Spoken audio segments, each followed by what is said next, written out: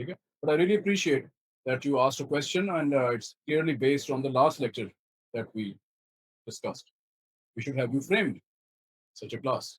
So pulmonary ventilation, we start today. Shorten the lecture so that the rest of the gang can join us tomorrow. So we will today just talk about the mechanical aspects of ventilation, i.e., the muscles involved in ventilation. How do what are they? And number two, physically speaking, how can the chest cage and the lung secondary to it expand? Under which dimensions? Okay. So we will be looking at actually all three of them. It's not a very long thing anyway. So meet the muscles of respiration.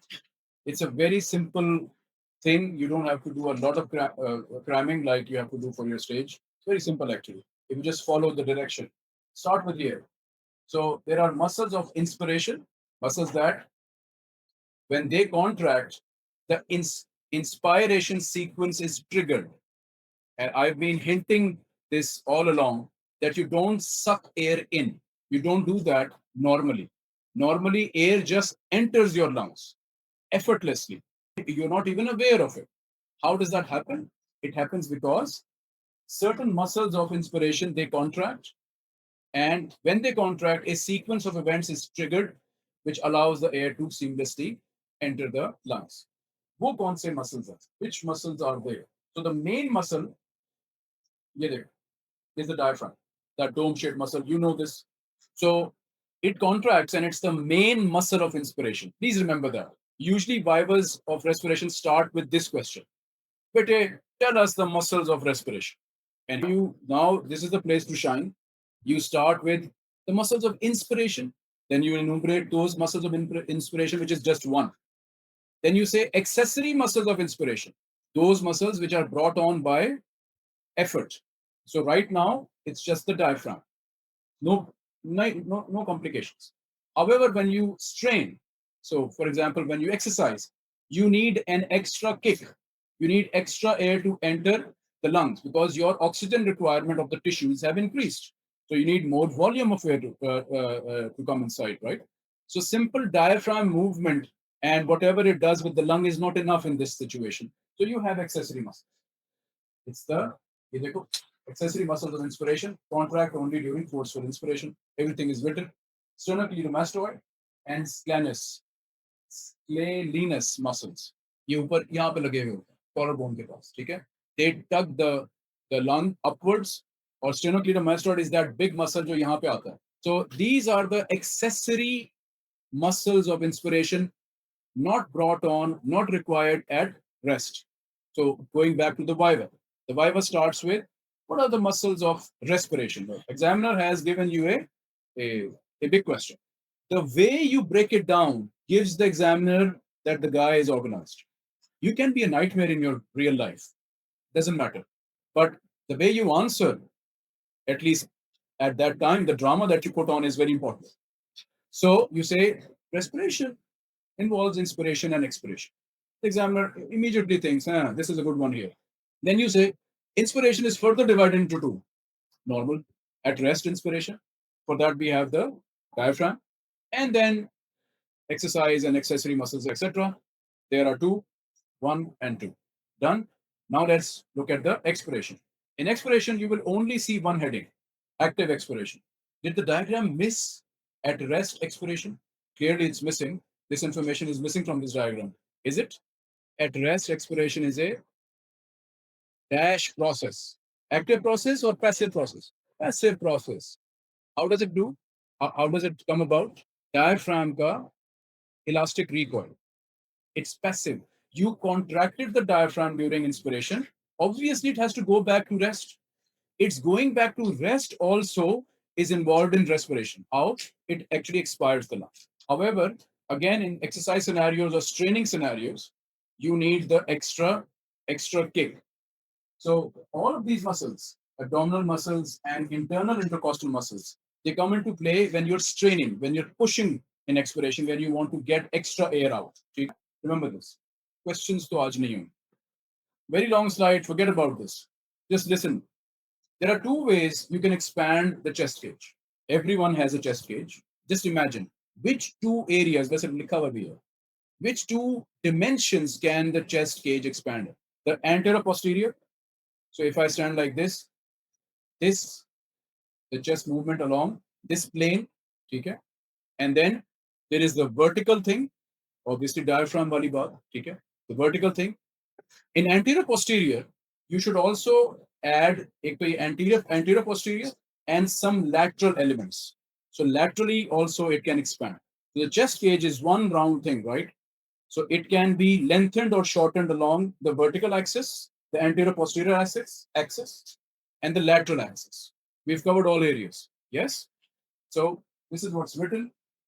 Now, these are the two things, pump handle and bucket handle, not given in Guyton. Probably in the latest editions, he has mentioned them. But it's a very pet question of examiners, especially old ones in Bibles. Okay? What is pump handle movement? What is bucket handle movement? It's very easy, as you'll see. These are they have given, again, routine life examples to give you a picture of how the chest cage expands. So you have seen this. Many of you might not have seen it. It's called a pump handle. Okay, it's a manual way they bring out water in villages. They still do. Okay, they pull it up. It creates a vacuum inside the big bore that goes into the earth, and then when they push, water comes out. It's a wonderful device. I've actually used it once in my life. Uh, we were visiting a village. What has this got to do with the chest cage? Well, it does. So check this out. This sternum is this bone right here. Okay, this is the sternum, this hard thing here, right?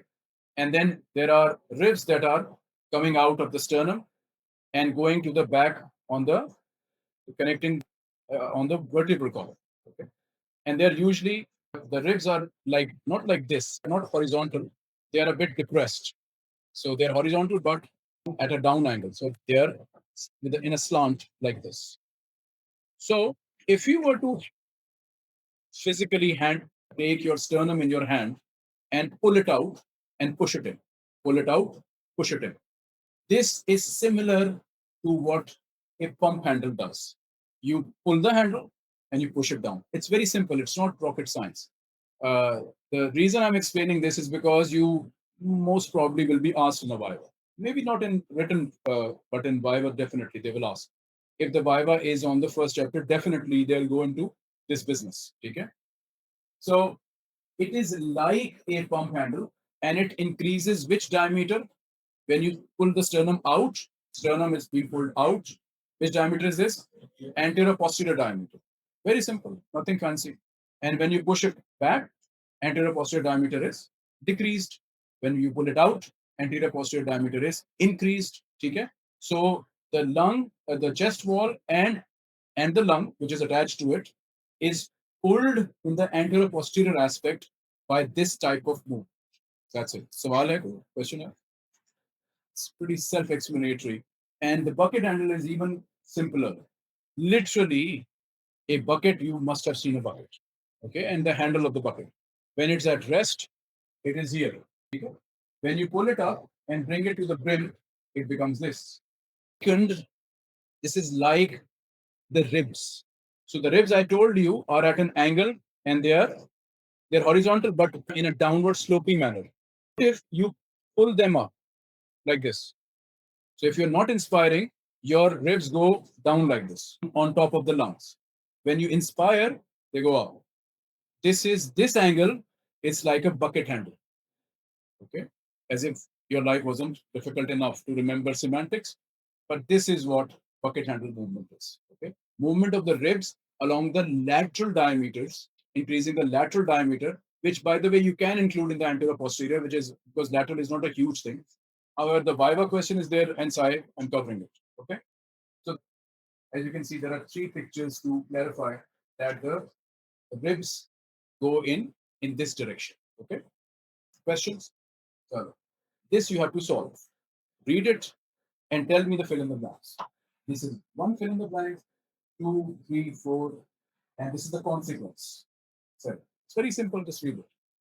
It's a good revision. Medullary are brain respiratory centers. फिलहाल इतना ही का. Phrenic nerve is a nerve which connects the centers to the diaphragm.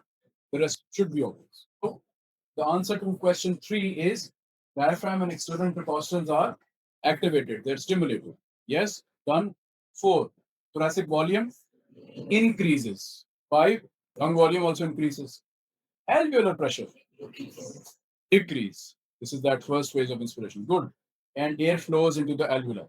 The reason I seemingly this is very childish sort of exercise, but it actually does one thing for me. It reinforces what I have been saying from the second lecture onwards, that air movement at rest is effortless because of the workings of a muscle and the movement of the chest. The movement of the air is secondary to these two things. So a muscle was contracted, diaphragm in this case, it went down, it increased the internal volume of it made a vacuum or more, it basically created more volume inside the lung. To fill that volume, air from the atmosphere just flowed in. This is something that I've been repeating because you can easily solve this. This is the reverse of what we have done just now. Everything is reversed, but do look at the sequence. Remember, there is a medullary center in the medulla. Medullary, as in the medulla of the brain, there is a respiratory center. So now you know that there is something here which controls respiration. So you know that.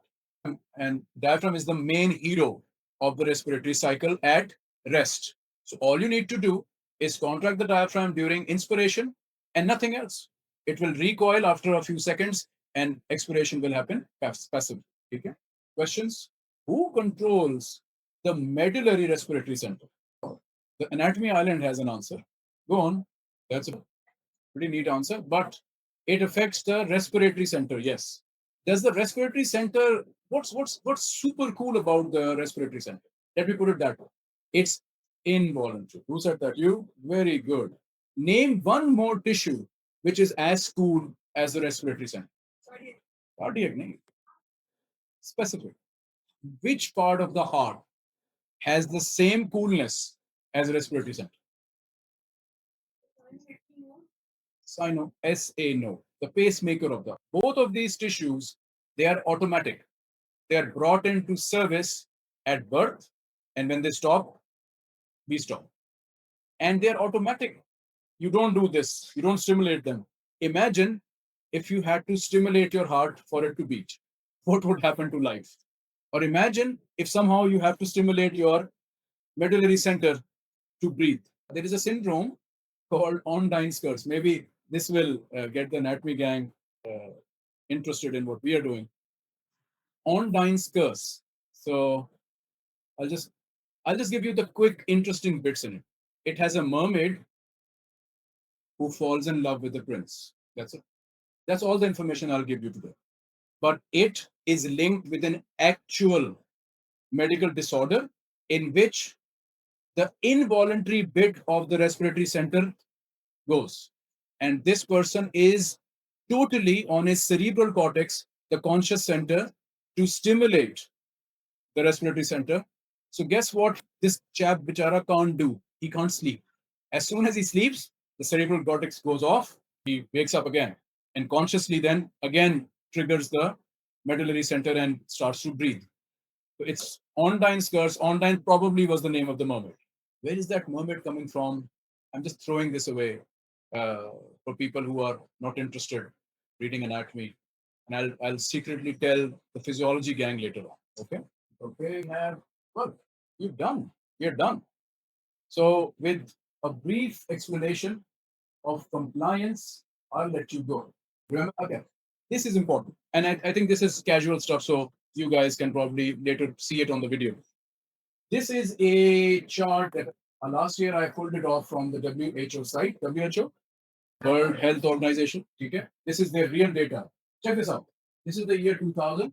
Can you see this? This is the year 2005, 10, and 16. So maybe there is a current version as well. They do it after every 5, 6 years, right? These are the top causes of death, as the name says. And check out the top one: ischemic heart disease. Number two, stroke. Stroke is cerebrovascular accident. foliage का tag जिसको उर्दू में कहते हैं. Check the third one out. Chronic obstructive pulmonary disease, COPD. So COPD is not, these fellows are rock stars for you. They have COPD. You need to read this up very, very closely. That's why I started you guys early. Okay? So COPD is the number third. And look, this is consistent. It's consistent across from 2000 to 2016. I'm sure pretty much that this is the case today as well. If Allah forbid, it may have gone up actually. Okay? So number one is IHD, ischemic heart disease. Number two is stroke. Number three is respiration. Check the fourth one out. Lower respiratory infections. Then check the sixth one out. Tuberculosis. Seventh, cancers, lung cancers. All of these relate to respiratory system. And we don't even have COVID here. COVID obviously started in 2019. So the updated list will give you more data. And please, as I say, read the newspaper, go to WHO sites once in a while, every couple of months. Just toggle around, look here and there for information of what's going on in the world, then narrow it down to Asia, then narrow it down to the subcontinent, and of course then the country. You'll have a picture of what you're studying. COPD has actually a whole page on the WHO site. Might want to visit that as well. सिर्फ Facebook पे ना बैठे रहा करो, कुछ काम की बात भी कर लिया करो बेटे. Net is such a nice thing, you just waste it. Okay, I want you to remember gold. You would remember gold anyway. But there's a gold criteria. It obviously stands for something. Global obstructive lung diseases. It's a standard. It's a criteria. Gold criteria. They grade COPD into four categories based on this criteria. Now, what they do is they give the person a bronchodilator because the guy cannot breathe or she has problems with breathing. And you know some of that. What is the main thing this guy has problems with? Inspiration or expiration? Expiration. Guy has problems with expiration. Remember the lung and all that stuff. Now, they give this person a bronchodilator inhaler. That is supposed to dilate the airways. So symptoms should improve, right? Now, the degree to which the symptoms improve, we can calculate that and classify our patient along the four categories. So if the symptoms really improve, then he is gold one. Okay. If they are less than 80 but more than 50, he's in between 50 and 80, then it's gold two.